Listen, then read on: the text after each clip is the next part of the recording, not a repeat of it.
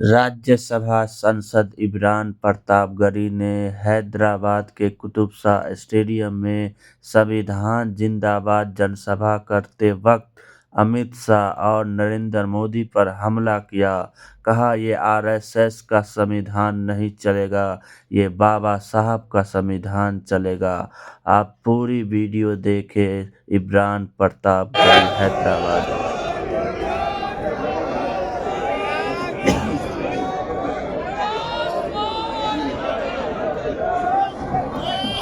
सलाम करता हूं हैदराबाद की इस तारीखी सरजमीन को। वक्त बहुत कम बचा है। बिलाल साहब ने बताया कि 15 मिनट का वक्त बाकी है। मैंने कहा भाई थोड़ा तो हमारे और उनके बीच में फर्क रहने ही दो कम से कम। यहाँ पे मौजूद मोहतरम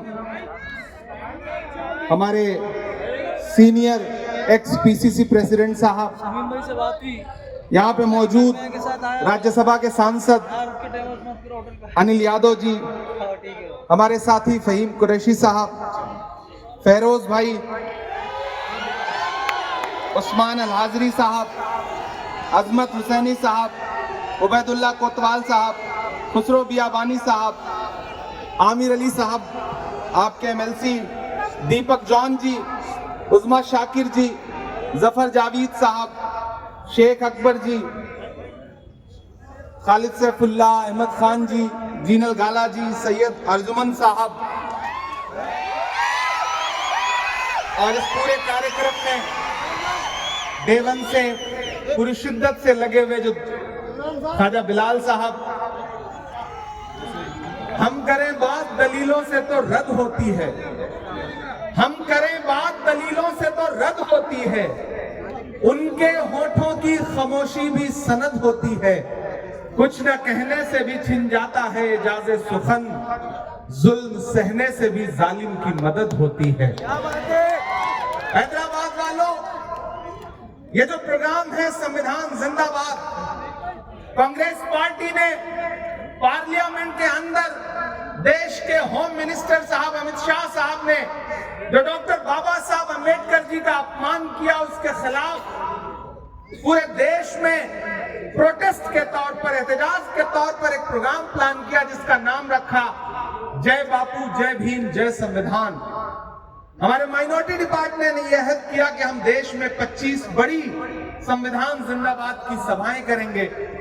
तो उसके लिए मुझे लगा कि वो सरजमीन जहां से उठी हुई आवाज पूरे हिंदुस्तान में एक असर रखती है, पूरे हिंदुस्तान का सियासी मसला जो है वो हैदराबाद की तरफ देखता है, और जहां हमारी एक शानदार गवर्नमेंट चल रही है रेवंत रेड्डी साहब की कयादत में, एक शानदार चीफ मिनिस्टर जिसने पूरे देश को यह बताया है कि किस तरह से स्टेट को संविधान से चलाया जाना चाहिए, चाहे कोई सुपरस्टार हो या कोई आम आदमी हो, सबकी अहमियत बराबर है। ऐसे चीफ मिनिस्टर के स्टेट से हमने इस प्रोग्राम की शुरुआत करने का प्लान किया, और उसके लिए मैं मुबारकबाद दूंगा सैयद अर्जुमन साहब को और ख्वाजा बिलाल को कि जिन्होंने पूरी कोशिशों के साथ आज की ये शाम जुटाई और आप सारे लोगों को इकट्ठा किया। यहाँ अल्पसंख्यक विभाग के तमाम हमारे डिस्ट्रिक्ट चेयरमैन और तमाम पदाधिकारी बैठे हैं। स्टेज पर इतने लोग हैं कि सबका नाम लूंगा तो जो 12-13 मिनट बाकी थे वो भी खत्म हो जाएंगे। इसलिए मैं सीधे सीधे आपसे मुखातिब हूं और आपसे ये कहना चाहता हूं कि हैदराबाद वालों, लड़ाई बहुत बड़ी है। ये जो हमारे हाथ में किताब है जिसे कॉन्स्टिट्यूशन ऑफ इंडिया कहा जाता है, पूरी भाजपा इस किताब को देख करके बिलबिला उठती है। मुझसे एक दिन मीडिया के साथी ने कहा कि पार्लियामेंट में पूरी भाजपा कहती है राहुल गांधी लाल किताब लेके घूमते हैं। मैंने कहा इतना लाल रंग देकर के सांड भी नहीं भड़कता है जितना लाल किताब देख करके आजकल भाजपा वाले भड़कते हैं। यह किताब महज एक किताब नहीं है। अगर आपको लगता है कि यह किताब सिर्फ एक कागज की किताब है तो आप गलतफहमी के शिकार हैं। यह किताब दरअसल हिंदुस्तान का आईन है, वो आईन जो ये बताता है कि इस देश में दूर दराज गांव में, पहाड़ियों में वो जो भोले भाले लोग रहते हैं जिन्हें अब भी इस किताब पर यकीन है, इस संविधान पर यकीन है। यह संविधान जो ताकत दे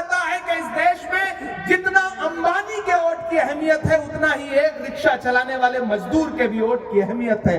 ये किताब जो ये ताकत देती है कि इस देश के संसाधनों पर जितना हक अडानी का है उतना ही फावड़ा लेकर के मजदूरी करने वाले एक किसान का भी है। ये किताब जो ताकत देती है कि कोई किसी भी विचारधारा का हो, लेकिन अगर वो देश के इक्तदार पर बैठेगा तो उसे इस किताब के हिसाब से चलना पड़ेगा, तानाशाही से नहीं चल सकता है। ये किताब बहुत जरूरी और बहुत अहम किताब है। अनिल यहाँ बैठे हुए हैं, उस दिन पार्लियामेंट में जब अमित शाह साहब बोल रहे थे तो जब वो बोलते बोलते अपने पूरे अहम में आए, गुरूर में आए, तो उन्होंने बोलते बोलते कहा कि आजकल एक फैशन हो गया है अंबेडकर अंबेडकर अंबेडकर अंबेडकर। अरे इतनी बार भगवान का नाम लेते तो 7 जन्मों के लिए स्वर्ग मिल जाता। मैं और अनिल पीछे बैठे थे, मैंने अनिल से कहा कि अनिल ये 15 सेकंड होम मिनिस्टर साहब की जिंदगी पर बहुत भारी पड़ेंगे, देख लीजिएगा। आज इन्होंने डॉक्टर बाबा साहब अंबेडकर का अपमान किया और जब हम बाहर निकले तो मीडिया के साथ ही खड़े थे, उन्होंने पूछा कि होम मिनिस्टर का की स्पीच कैसे लगी, उनका रिप्लाई कैसे लगा। तो मैंने कहा उन्होंने मुसलसल तकरीबन 90 मिनट झूठ का पिटारा खोल के रख दिया, लेकिन जो उन्होंने डॉक्टर बाबा साहब अंबेडकर के बारे में कहा है उस पर चुप नहीं रहा जाएगा। उस पर कांग्रेस पार्टी बोलेगी, उस पर हम सारे लोग बोलेंगे। जब अहले खिरत की बातों पर कुछ जाहिल शोर मचाते हो, जब बुलबुल हो तस्वीरें चमन और कौवे गीत सुनाते हो, जब चिड़ियों के इन घोंसलों में कुछ सांप उतारे जाते हो, जब माली अपने गुलशन से खुद हाथ से आग लगाते हो, उस हाल में हम दीवानों से तुम कहते हो खामोश रहो। हम लोग बोलेंगे, हमें बोलना पड़ेगा।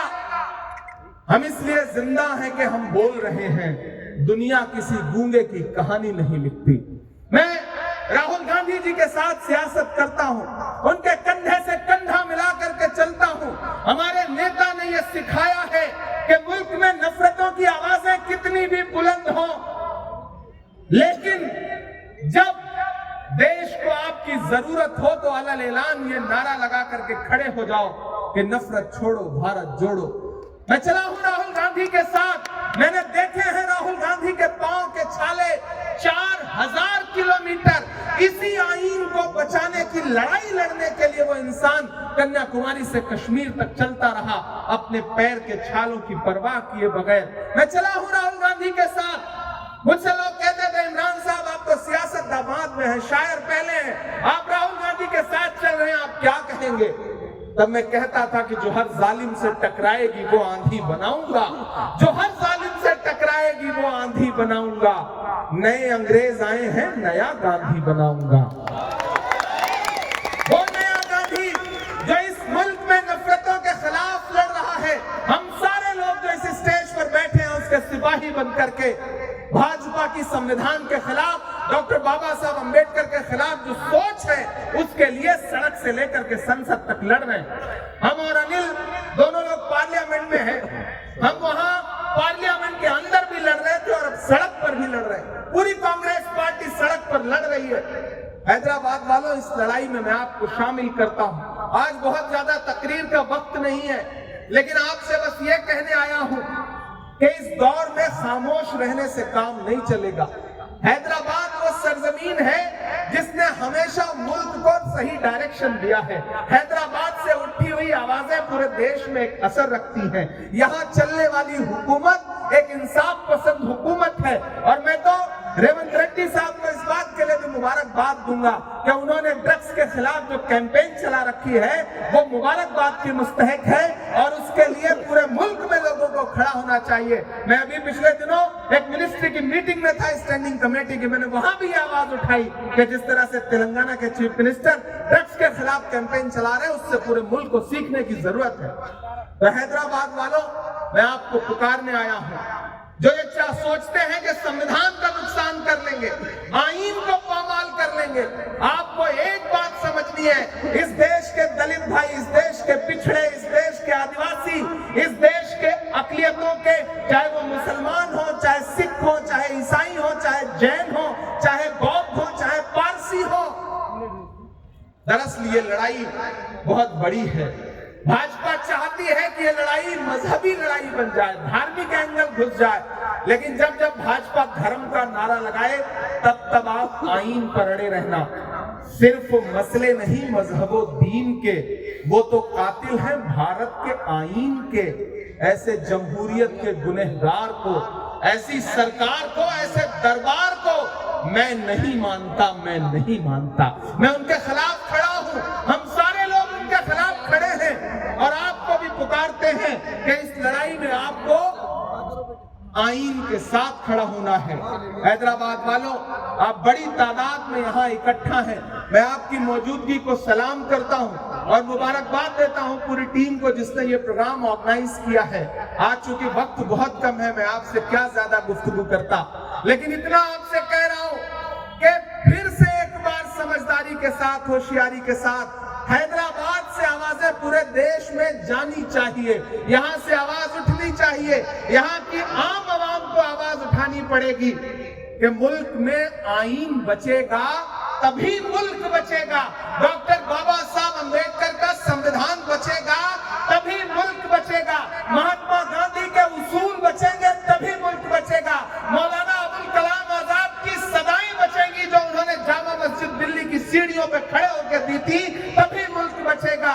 इस देश में जो हमारे बुजुर्गों ने, जो हमारे पुरखों ने, जो हमारे आबाओ अजदाद ने जो खिदमत की है, अगर उनको याद रखा जाएगा तभी मुल्क आगे बढ़ेगा। इन्हीं नारों के साथ मैं आपसे बस इतना कहना चाहता हूं साथियों कि इस लड़ाई में आप सब हमारा साथ दीजिए। कोई ज्यादा तकरीर नहीं करना है, बस मैं उनसे कहना चाहता हूं जो इस किताब को महज एक किताब बना के रख देना चाहते हैं। मैं उनसे कहना चाहता हूं कि कैंची से चिरागों की लवें काटने वालों, कैंची से चिरागों की लवें काटने वालों, कुदरत के करिश्मों से लड़ोगे तो मिटोगे। तुम फूल को चुटकी में मसल सकते हो लेकिन खुशबू को बिखरने से नहीं रोक सकोगे। ये किताब जो इस देश के अकलियतों को, दलितों को हक देती है कि आप भी इस मुल्क में बराबर के शहरी हैं। जितना नरेंद्र मोदी जी का हक है उतना ही आपका भी हक है, इमरान प्रतापगढ़ी का भी हक है, आरजुमंद का भी हक है, ख्वाजा बिलाल का भी हक है। मैं आपसे अपील करता हूं, ये जो संविधान जिंदाबाद का नारा है, इस नारे के साथ आप सारे लोगों को खड़ा होना है। आप जहां हैं, जैसे हैं, खड़े हो जाएं। और मैं चाहता हूं कि मेरे साथ जो संविधान का प्रियम्बल है उसे अगर आप सारे लोग दोहराएंगे तो मुझे अच्छा लगेगा। मैं वो प्रियम्बल आपके बीच में पढ़ना चाहता हूं, आप सारे लोग उसे दोहराएंगे। फहीम साहब आप आगे आ जाइए और स्टेज पर लोग खामोशी से 3 मिनट बाकी है। मैं चाहता हूं मेरे साथ प्रियम्बल पढ़ें। मैं एक एक लाइन दोहराऊंगा, आप कॉन्स्टिट्यूशन का प्रियम्बल पढ़ेंगे। पहले माला अरे मोहम्मद भाई, हम भारत के लोग, हम भारत के लोग, बाबा से बुलंद पढ़ना है, दिल्ली तक सदाएं जानी चाहिए। मोहम्मद भाई, हम भारत के लोग, भारत को एक संपूर्ण प्रभुत्व संपन्न समाजवादी पंथ निरपेक्ष लोकतंत्रात्मक गणराज्य बनाने के लिए तथा उसके समस्त नागरिकों को